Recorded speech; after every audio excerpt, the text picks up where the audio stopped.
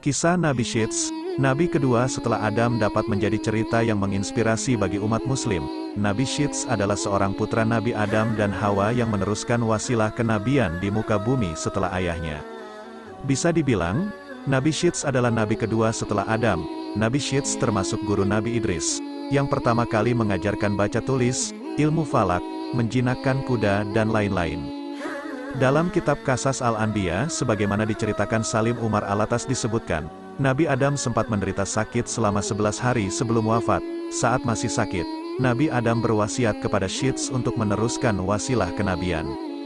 Nabi Adam juga sempat mengingatkan Syits untuk menjaga kerahasiaan mandat tersebut agar tidak sampai diketahui oleh putranya yang pendengki, Qabil.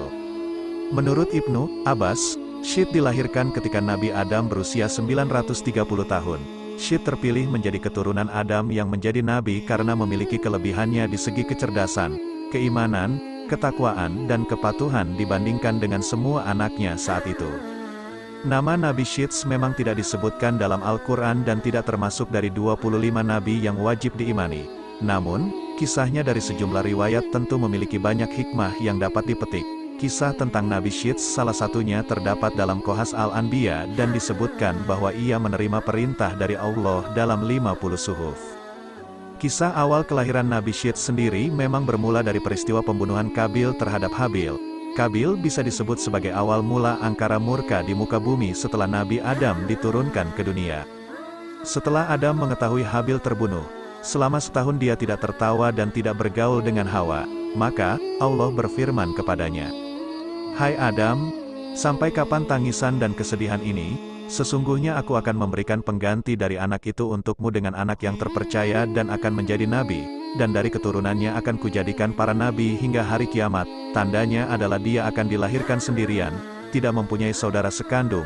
Apabila lahir anak itu, namailah dia Syits." Dalam bahasa Suryani, nama tersebut, Syits, berarti hamba Allah. Ketika Hawa mengandung sang anak yakni Syits, kandungannya tidak terasa berat dan dia melahirkannya tanpa dengan susah payah. Hawa melahirkan Syits beberapa tahun setelah terjadinya pembunuhan Habil oleh saudaranya sendiri, Qabil.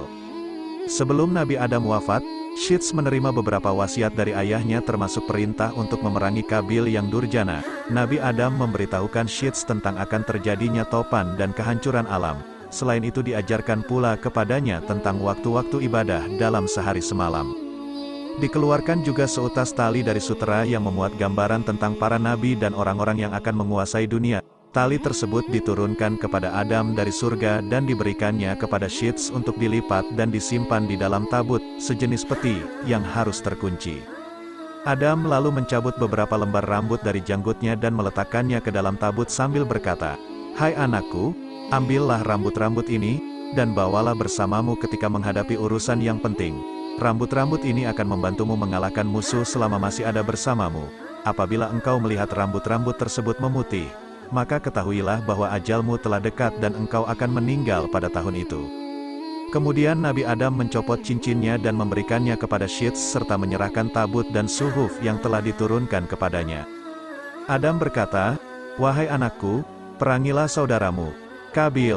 Sesungguhnya Allah akan menolongmu untuk mengalahkannya." Demikianlah wasiat terakhir yang disampaikan oleh Adam kepada anaknya, Syits. Hal itu kemudian berujung pada peperangan pertama di muka bumi setelah Nabi Adam diturunkan ke dunia. Dalam peperangan tersebut, Qabil kalah dan akhirnya menjadi tawanan. Kedua tangan Qabil dibelenggu ke atas pundak dan ia ditahan di tempat yang sangat panas hingga meninggal. Wallahu a'lam.